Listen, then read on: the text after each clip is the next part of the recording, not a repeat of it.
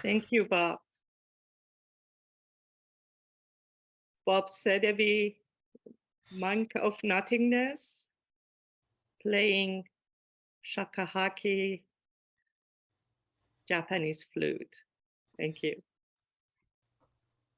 Good evening and welcome. Today we gather to celebrate Rumi's wedding night.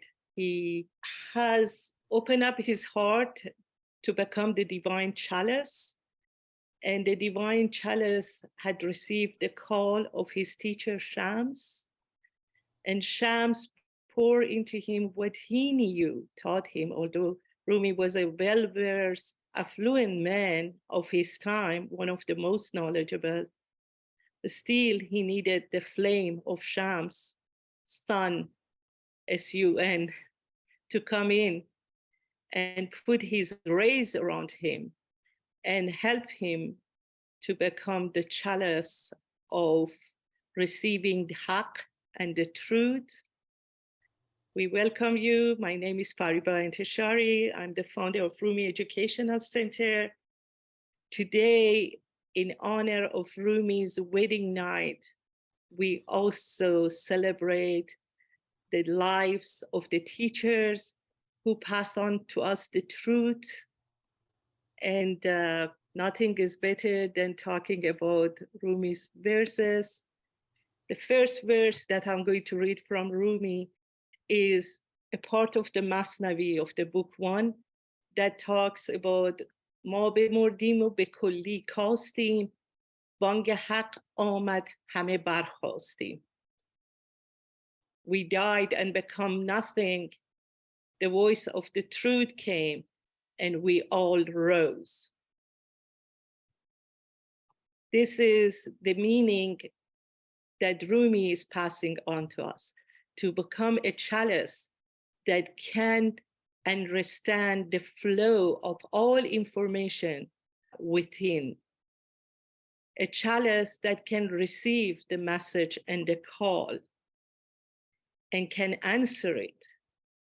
And great teachers like Rumi and Shams pass on to us a meaning that we all can relate to if only we open to understand the inclusiveness of all our perspectives.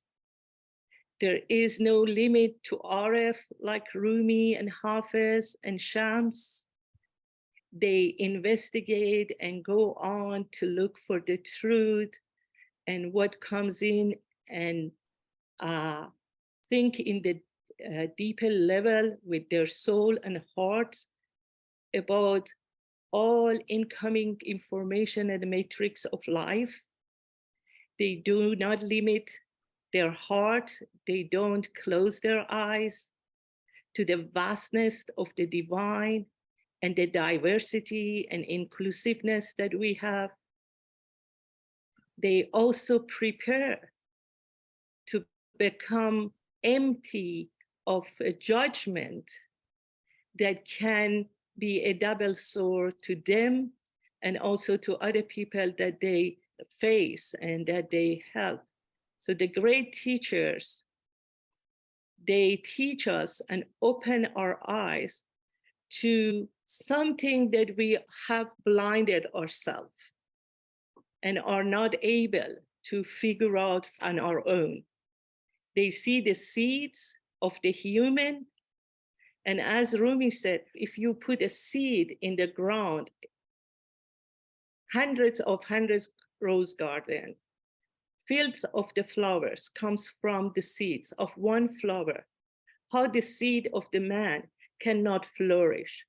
That's the meaning of the great teacher. Tonight also, we celebrate the lives of our teacher, Dr. Parviz Sahabi, who passed on 17th of October. We want to honor his brilliance and his understanding of Rumi's poetry. And from childhood, he was such a privileged young man learning Masnavi from his grandfather. And then as a young man, he had the means to be able to study with three known teachers in Iran, each from a different perspectives. So all his life, he was a chalice of the receiving the divine of the truth.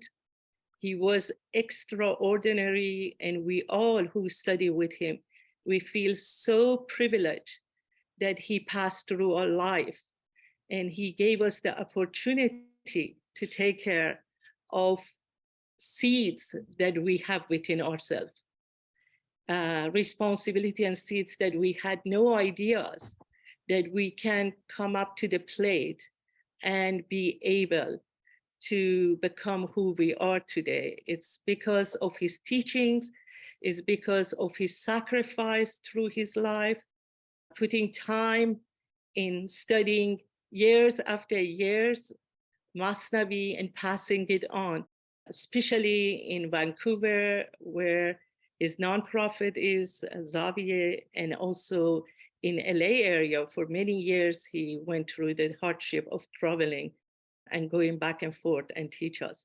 So we salute the extraordinary of those teachers in our life that see some spark of the divine and expand it within us. Tonight is also very much about the expansion of no limiting ourselves. As Rumi said, what is on the way of love is the barriers of love. And our work is to just get rid of these barriers, get rid of these turns in our life, so we can be able to love and share and be together without all those problems we can create as a human being. I would like to share with you another verse of Masnavi. This is something he passed on to us while we are alive. Since we are talking about death, it's important to know also what's our vocation. Here is اندر این ره می تراش و می خراش تا دم آخر دمی غافل مباش. On this path, sharpen your pencil and scratch your paper. Don't stay motionless until the last breath.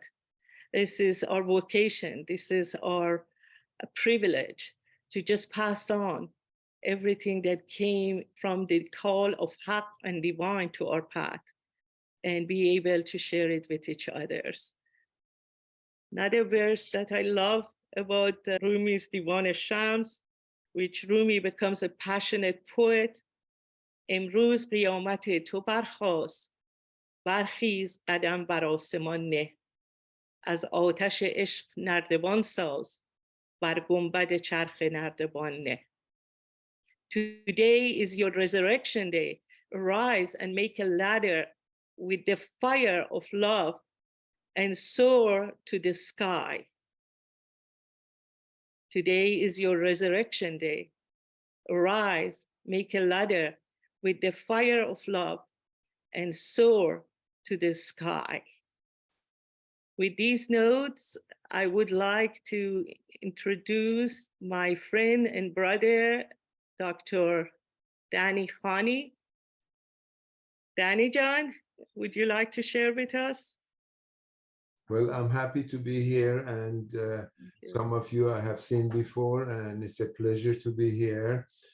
A special night, something to share of what we have experienced through our lives with Fariba in the path of spirituality through the medium of Rumi's education. I was always attracted, seeking for knowledge, and in medical school I was after psychology and studying psychiatry and all of that, human behavior. I was always in search of, until in mid-30s I got involved with the path of Kabbalah in the Judaism, which gives the same message, but it was harder for me to relate to understand because it's very esoteric.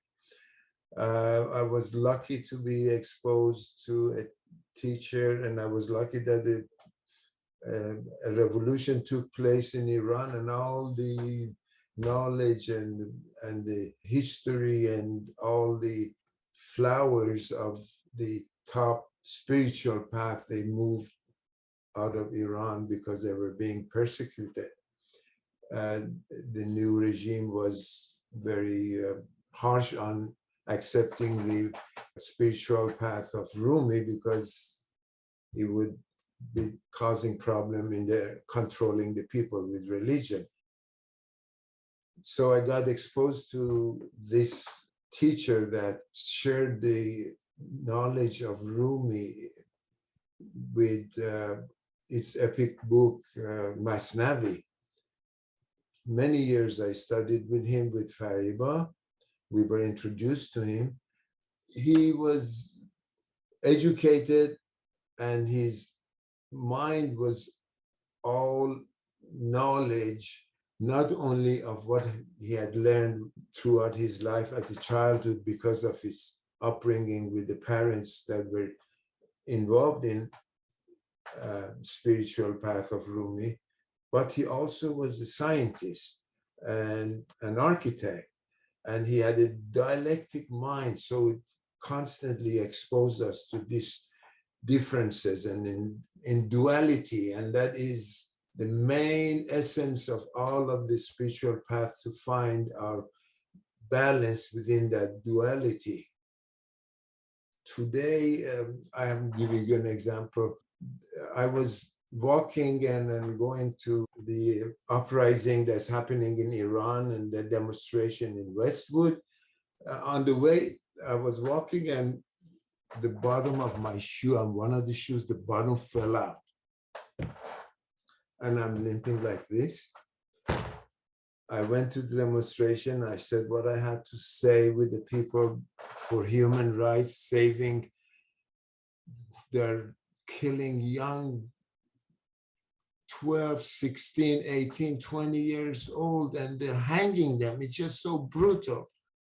And I was thinking, oh, here comes the message of Rumi's wedding night, my teacher passing away in memory of. Where is the balance? The physical balance I was experiencing because one shoe was, the bottom had fallen out. And that is the whole story of finding our balance in life through any path. Rumi says it so poetically. Rumi takes your hand through Masnavi stage by stage so that you experience it. It is not knowledge of just knowing, it is experiencing. So that's what we learn through being with this guru of ours. And in his memory, I'm going to recite one of his favorites, which was about the lovers in the path of spiritual love, as to get going, don't waste time. Here it is, here's your time, your balance, get going. ای عاشقان آمد گه وصل و لقا، از آسمان آمد ندا که ماه رویان والصلا. ای سرخوشان آمد طرب دامن کشان، بگرفته ما زنجیر او، بگرفته او دامان ما. آمد شراب آتشین، ای دیو غم کنجی نشین، ای جان مرگندیش رو، ای ساقی باقی برا. ای هفت گردون مست تو، ما مهره ایم در دست تو، ای هست ما از هست تو در 100,000 مرحبا. ای مطرب شیرین نفس، ای هر لحظه می جنبان جرس، ای عشق زین نه بر فرس، بر جان ما زن ای صبا. ای بانگ نای خوش سفر، در بانگ تو طعم شکر آید مرا شام و سحر از بانگ تو بوی وفا خاموش کن پرده مدر سغراق خاموشان بخور ستار شو ستار شو ستار شو. So I translated that in his honor, and I'd like to share that with you. Calling all the lovers to join the beloved, passing on from one's existence to another source, another way of existence, passing from one life to another life. This is the transition of joining the beloved. While you're alive, you can join it. And when you pass, you're with it. All you lovers, it's time for union and rendezvous with the beloved inside of you. There's a calling from beyond for all you lovers to wake up and move. Oh, you divinely intoxicated ones, all of you. Oh, you divinely intoxicated ones, the joyful whirling lover has arrived. It's time for you to move. Our garments are captured by love, and we are captured by the chains of love. We can't move anywhere else. The warm, intoxicating wine of love has arrived. You, demon of sorrow, sit aside and don't move. You, the life-ending spirit. You, the life-ending spirit, be gone. Stay in a groove and don't move. It's time for the bartender to serve the intoxicating wine of love. So we get drunken with love and cannot make any move. And like the seven heavens that are drunken with your love, whirling in an ecstatic move, the seven heavens whirling in an ecstatic move, we are also like a round marble in your hands and under your command to wherever you have us move. Our life and being is your being. 1,000 thanks and awards to whom that move us to move. Dear sweet sounding musician, Robert's talking about you. Dear sweet sounding musician, keep the beat. Let the sound of love with your flute flow over the spirits in every move. You, the reed flute that day and night sing this melody of love with every tune and move. Once again, tune your instrument with love and call all the lovers to a joyfully move. Then again, be careful. Don't play your tune to the ones that cannot hear the sound of love. Be careful. There should be ear for love. Don't play your tune to the ones that cannot hear the sound of love. Be mute. Keep quiet. Have patience of godliness and keep your tune to yourself. And again, be mute until you find lovers that are hungry to hear your tune of love. And continuously stay mute. Thank you for listening to my poetry. Thank you, Danija, sharing your heartfelt passion within this poem. Thank you. Well, this was a tribute to the teacher that taught us to find the love inside of ourselves. That's where the beloved exists. Yeah, you're right. The first things he taught us, quiet until you know. Exactly. Now we know. Thank you. Rick? خیلی ممنونم. Oh, wow. به انگلیسی حرف میزنم حالا. I will speak only in English, but I thank them for what they have said. Yeah, Rick can speak ear. Nah, یه کمی فارسی بلدم. I want to say something about the circumstance when Rumi died on this day, December 17th, many centuries ago. He was, at the end of his life, he was working on the very last volume of the Masnavi. And during that time, he was just on the final section and he became weak and ill.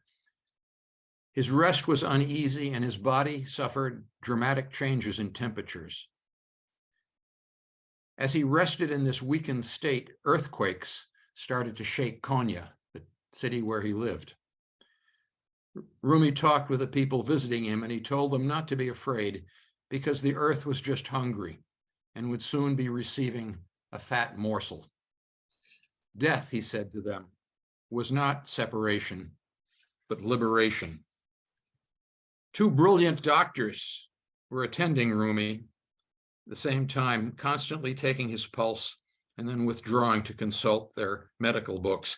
Finally, despairing of any diagnosis, they asked Rumi to inform them of his own condition, for they had concluded that Rumi himself knew best.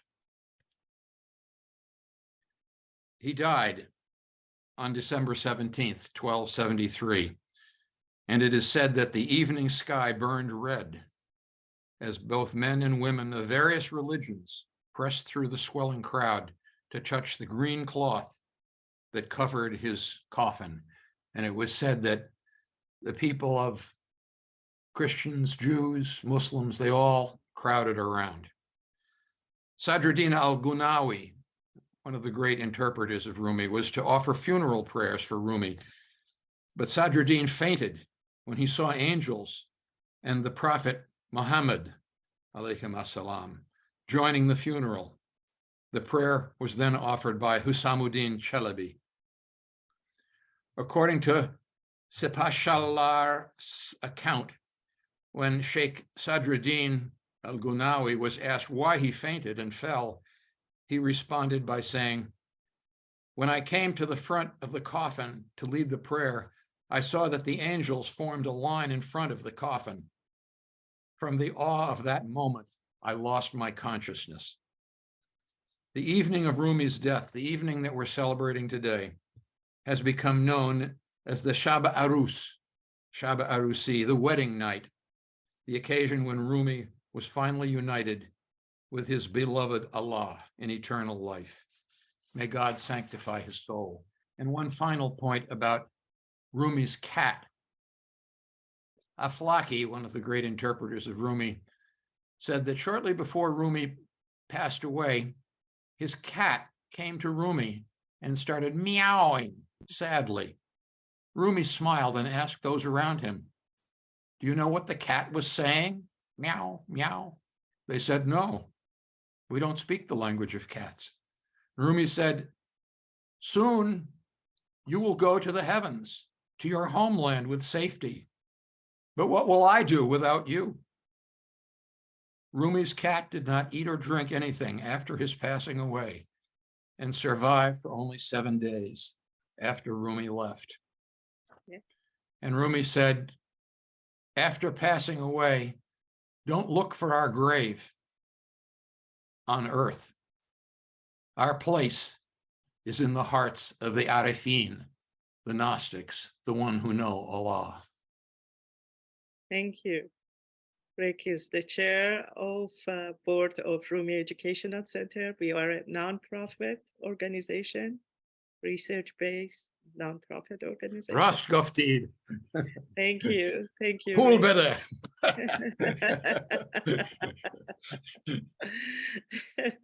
Thank you, Rick. Maurice Bisheff, wonderful friend and companion on the path of seeking and searching wisdom. Thank you, Maurice, for being here, celebrating Rumi's wedding night and honoring our teachers.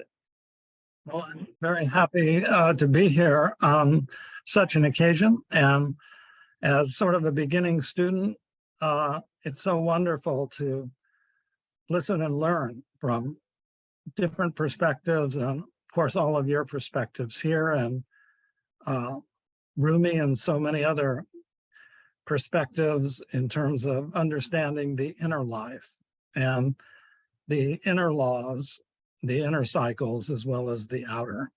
So I was asked to speak a little bit about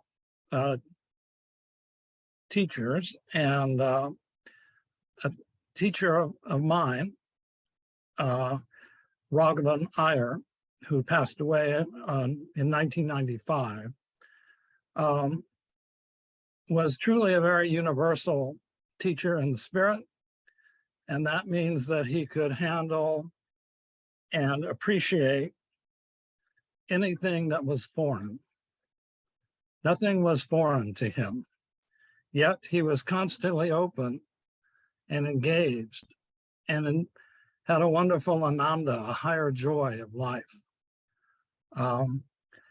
And he created so many seeds for so many students, and was, of course, a kind of a teacher for humanity. He was from India, Rhodes Scholar. On the outside, of course, he was a professor of political philosophy at Oxford University, and then all of a sudden people were surprised. He moved to Santa Barbara, California, to UCSB to teach the young. And in doing so, a group of his students, especially during the hippie era, and especially the diggers in the hippie movement, which provided a model of what the future might look like. And so he was very attuned to planting seeds for others, which, as Fariba has pointed out, is the basis of any spiritual teacher. He was a lifelong theosophist, theosophy meaning the study of divine wisdom. And he established the United Lodge of Theosophists in Santa Barbara and the Institute of World Culture in Santa Barbara in 1976. And Fariba has made many a presentation at the Institute, who loved to, and our members love to hear about Rumi and about the spiritual life. And Janice has also gave a presentation about Tajikistan, because we're interested in all aspects of world culture and the excellences of world culture and some of the inner ideas that aren't usually talked about that kind of support what a great culture does for an individual and for creating an idea of a world culture of sorts to be thought about. So Raghavan Iyer was so multidimensional, it's hard to describe in a way. But for me and for other students, one significant aspect was he always drew out our potential. He had tremendous faith in each individual's potential. And so we were always asked to do something that, are you sure you want us to do this? Are you sure I could do it? And he said, yes, you can do it. And one student, as an undergraduate at UCSB, was asked to give a summary in front next week in front of 400 students at Campbell Hall. And he said, oh, I don't know if I could do this. And Raghavan Iyer said, oh, yes, you can. Well, I don't know if you can. I can. And he said, oh, I think you can. And, and he wound up doing it. So this drawing out of potential was very, very important to his perspective, which is a message, which was to look to the universal. And you can find the universal in the particular, in everyday life, in every situation, but try to reflect on its greater and broader meaning based on the principles of spiritual knowledge and your wonderful intuition. And this can become over time, if one practices this along with meditation, your life's being. So it becomes part of your being. And so he would always suggest us that we should draw the larger circle. Drawing a larger circle from the heart, not just the mind, but from the heart of thought as well as action. And that means becoming more inclusive, more understanding, more empathetic of every human being. And he kind of left us with the, some of us who have heard, the ABCs, because you have to start with the ABCs, right? A being altruism over anxiety. B being brotherhood over brooding. And C being compassion over carelessness. And I'm still working on A, but it's always been very helpful. A part of also what he did was to publish renditions and edit much of the great spiritual texts, and also a large volume of selections from all the great cultures, all the great teachers from all over the world. The Jewel and the Lotus, which unfortunately is out of print at the moment. But Jalaluddin Rumi was mentioned 5 times, 5 selections in this book. And I'm just going to read one short one for our occasion today in honor of all of our teachers and in honor, of course, of Rumi as well. So it's, he entitled it Rebirth. I died as a mineral and became a plant. I died as a plant and rose to animal. I died as animal and I was a man. Why should I fear? When was I less by dying?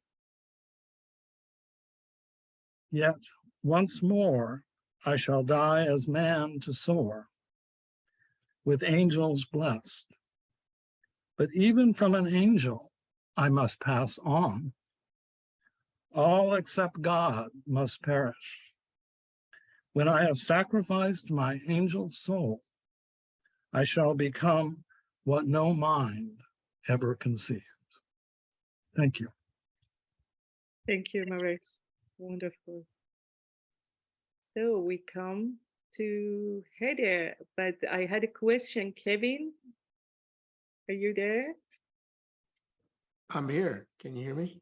Yeah, Kevin, would you like to say anything? I will. I've really enjoyed working with you, Fariba, and studying this work on an almost daily basis.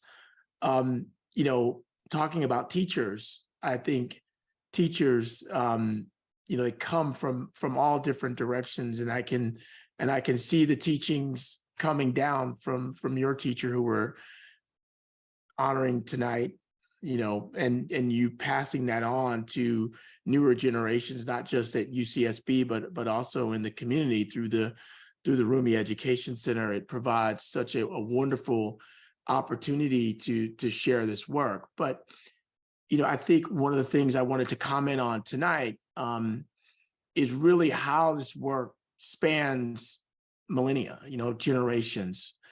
And that the teachings come to us in ways that we wouldn't expect. So as one on the call who does not speak Farsi, so much of this work comes to us through modern poetry, and most notably Coleman Barks translations, which, for those of you who are familiar, I'm sure everyone is familiar, are really, not direct translations, but poetic interpretations. And so, I'm often reminded that what was happening, in bringing this to us, was really, to give us a sense of what Rumi was trying to convey in a more modern sense, but through a poetic voice. And I was, and Farima knows this story, but I had the fortune of being in Athens, Georgia, where Coleman Barks worked for many years, and happening quite by chance into the Bluebird Cafe, where he wrote a lot of the poetry that was inspired by the translations that he was receiving in the mail. And I listened to an interview years ago where he talked about how he would take the sandwich order slips and turn them over on the back and jot down some of this poetry that we love so much. And then he'd take them back to his office and type them up and send them to the publisher. And one of the poems, which I love so much, it's just one line that really struck me. Rumi is part of my daily meditation. And when I came across this, I just stopped and said, "We point our prayer rugs toward you. Why do you worship us?" And I just thought, wow, it's really an inspiration to not only study this work and share this work, but to constantly seek to reinterpret it. That, I think, is really our goal and our mission. So I wanted to share one of my favorites. It's a Coleman Barks translation. And I'm sure you guys, again, I'm sure you're familiar with it, but this one I do love. Love comes with a knife, not some shy question, and not with fears for its reputation. I say these things disinterestedly, accept them in kind.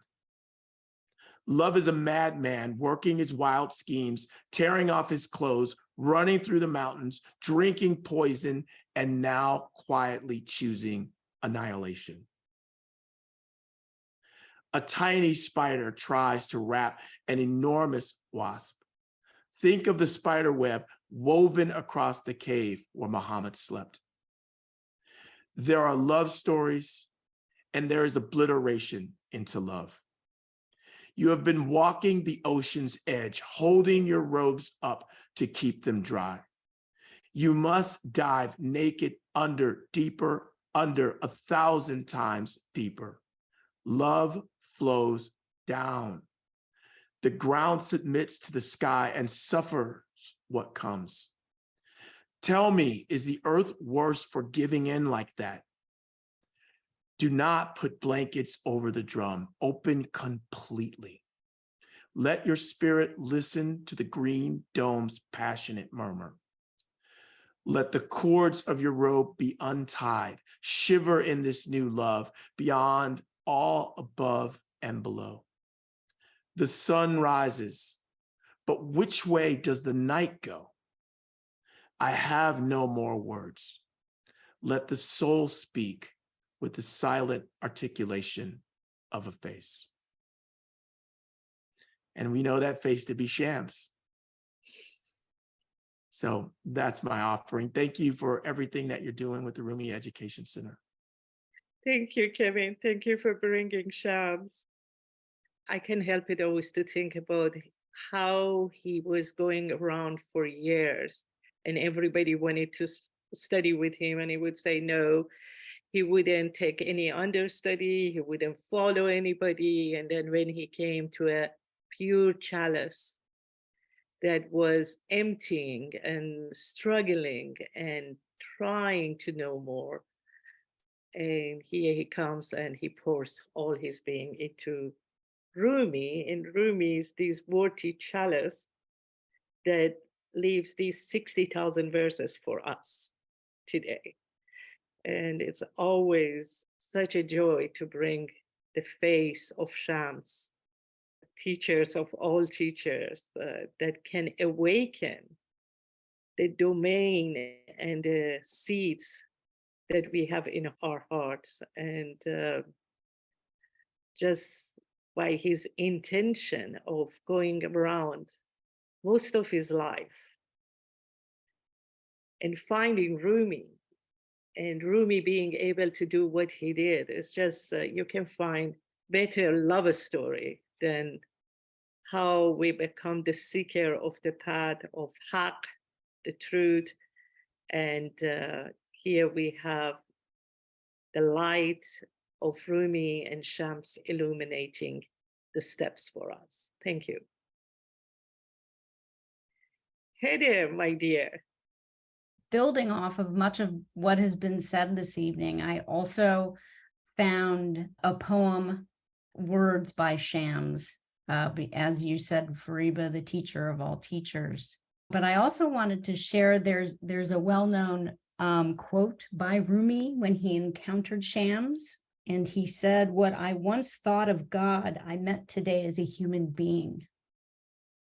And I was always deeply struck by that, because I think Rumi and so many great teachers point to the intersection of the finite and the infinite, which is often where we get turned around. And Rumi and Shams point the way to teach us how the finite is an expression of infinite consciousness. And that is very difficult. It's similar to the story that was told earlier about the bottom of the shoe falling off. But when your bottom of your shoe falls off, you can touch the earth, and suddenly you're on the vertical transcendent axis between the earth and the sky. And so it's a perfect example of a Rumi teaching. The other thought I had earlier too is that I don't know where it is in the Rumi discourse in particular, but Rumi talks about the chalice shattering. And when the chalice shatters, you then fall towards the glassblower's breath.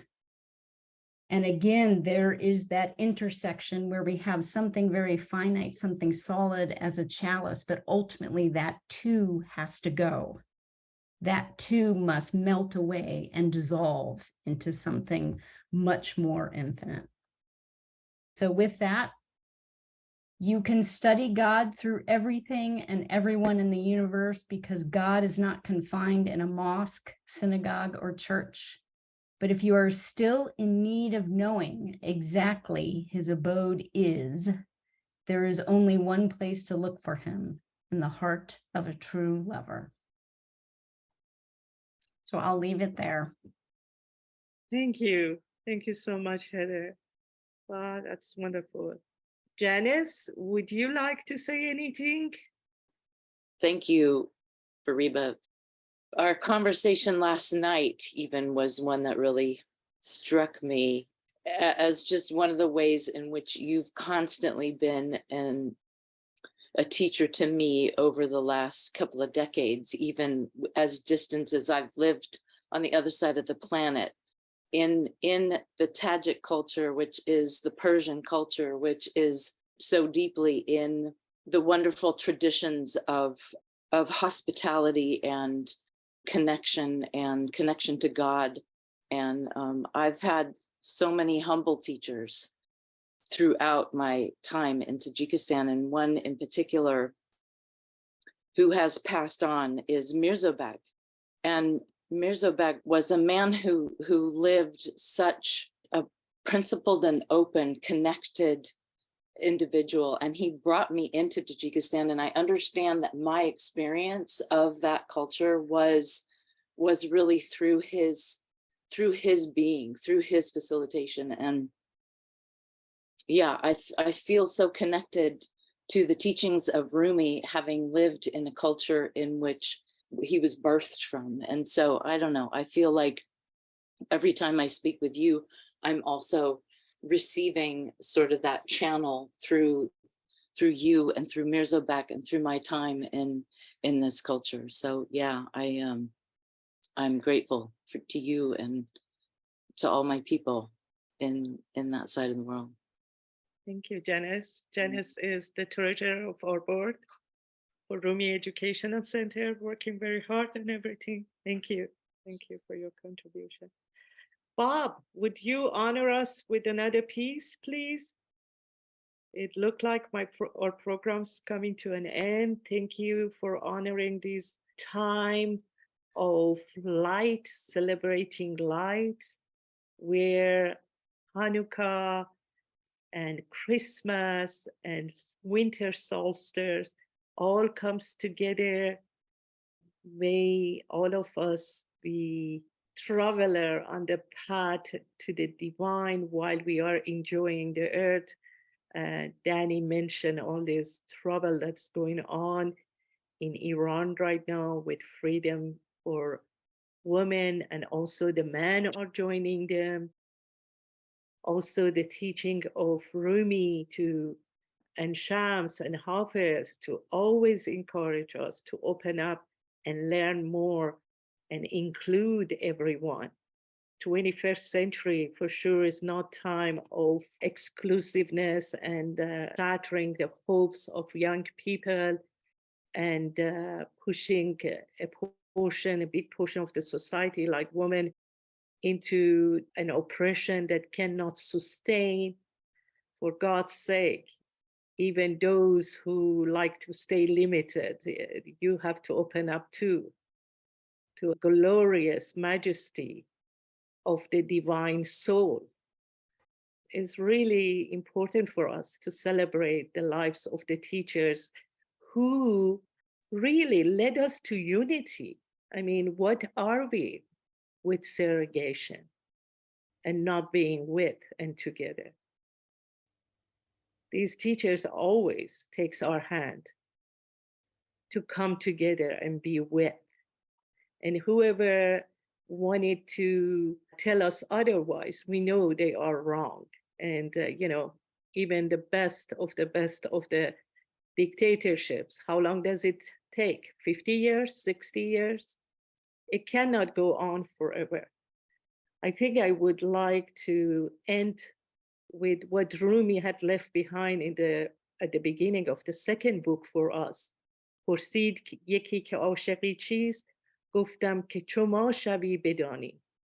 When asked what is to be in love, what is love, how can I experience love?